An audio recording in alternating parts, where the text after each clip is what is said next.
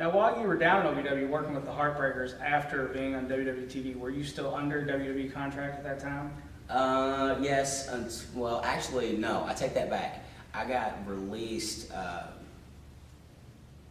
in December of that year, and the Heartbreakers started in Heartbreakers and I started together in January. Okay.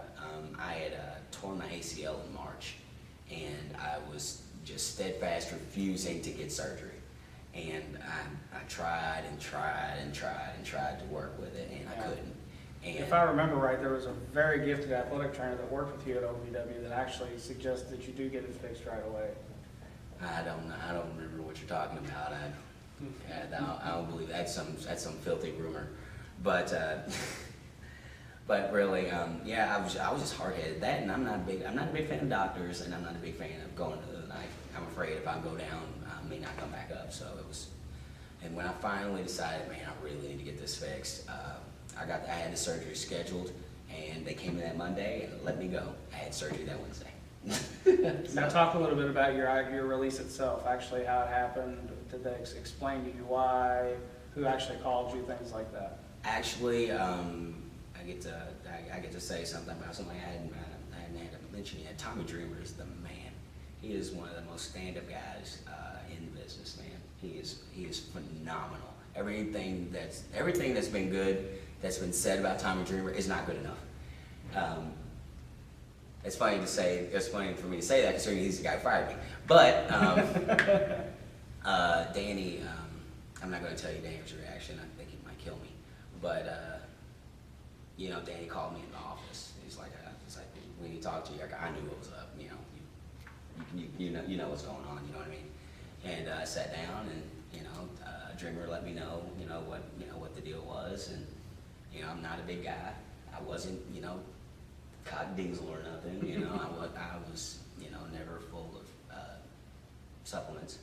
And he's like, you're a good worker, and we can get your job back. You're a good wrestler, and we can help you get your job back. It's just one of those things. I'm like, whatever. So I mean, it was easy to take, really. That I had been under a lot of stress with my knee and everything else, and then the added stress of I gotta keep my job, blah blah blah. And honestly, I was kind of relieved when I got let go. It was a break that I needed. It was a mental break that I needed, and so I went and had my surgery, came back, and there you go. Wound up as Mo Green. Now, after Mo Green, I guess the Heartbreakers got called up to WWE television. Yep. And what was your reaction when they got called up and a third of the tag team wasn't called up? I'd like to say I was surprised, but I wasn't. I was very disappointed. I was very disappointed because I knew that what we had was gold. What we had was absolute gold. We had a market. We had somehow marketed ourselves towards children, just mostly because of our antics. Right. And I knew what a gold mine it could be, and it was really, really disappointing. And Romeo and Antonio, to their credit, were like, what?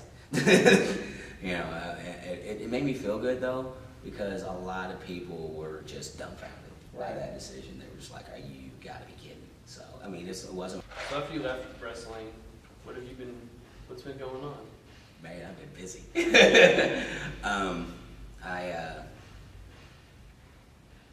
I started working with kids, doing a kids fitness program called Team Mo, oddly enough, motivating kids into motion.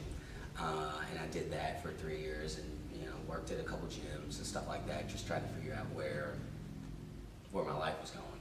And in the last, I guess, a year, I opened my own health and wellness company called Hands on Health, and it's been a lot of fun. It's been, I'm just as busy as I was when I was wrestling. I'm driving as much, I'm traveling as much. I just get to stay home every night. with my company, what I do is I help people, you know, fulfill their dreams with by taking the control, helping them take control of their health and their fitness, because those are two different things, and most people don't get that. And you know, just working with their mindset, working with you know, the balance in their life, not only nutrition wise, but work versus play, and just dealing with stress and things like that. And also, obviously, the exercise component. I also, you know, I help them with supplementation, just making sure they're getting the right, not only the right foods, but also bridging that gap between what they're supposed to get and what we're supposed to get and what we actually need on a daily basis. Working towards being a registered nutrition consultant. Last year, put together in like 6 weeks, which was an absolute nightmare, a fundraiser for the Mesquite Drilling Bears at Mesquite Middle School. What the Drilling Bears are is they're like an exhibition basketball team, and you know, it would be like if you had rhythmic gymnastics with basketballs, basically. And but they, you know, the community school there is supposed to offer programs, but they don't get any funding. So I was like, hey, I'll try to do a fundraiser, why not? And 6 weeks of, you know, of hustling and trying to make this thing happen, and get an hour's sleep for like 17 straight days. It sucked. But we made it happen, and we raised $300, and you know, plus like, you know, donated another $300 in T-shirts and stuff like that. And this year we're doing it again on June 7th, and we're gonna have a kettlebell demonstration. We're gonna have a martial arts demonstration. What are your thoughts on the WWE OVW separation? How can I put it?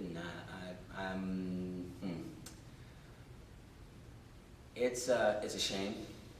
It's a shame for OVW. It's good and bad, you know.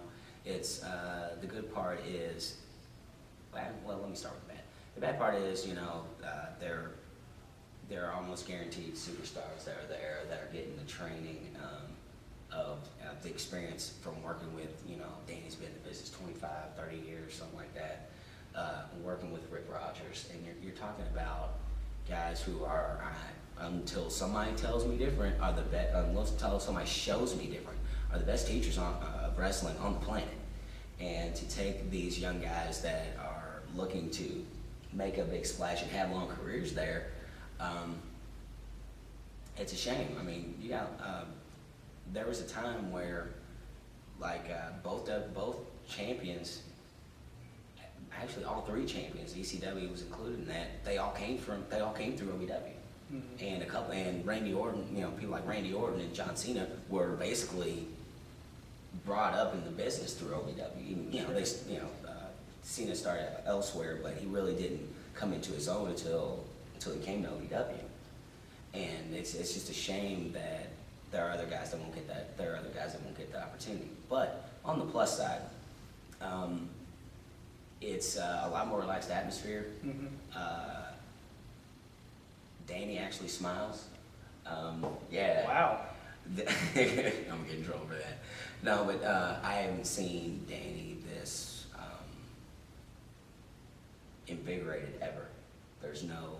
The WWE machine is, you know, it can be stressful. I mean, it's a huge corporation, and they want things a certain way, and that, I mean, and that's, you know, that's what they want, is what they want. And Danny being his own boss again, you can see he's happy. Sure. And it shows throughout the locker room, and I think it shows on the show too. And it's so in that way, it's a good thing. And the guys who are, you know, who had to leave, it's a shame, but they're also in sunny Tampa, Florida, so sure, the weather's always good and nothing else. Back with Dr. Tom. And Dr. Tom was, last I checked, he was pretty good. So thank you for joining us, and we'll see you next time.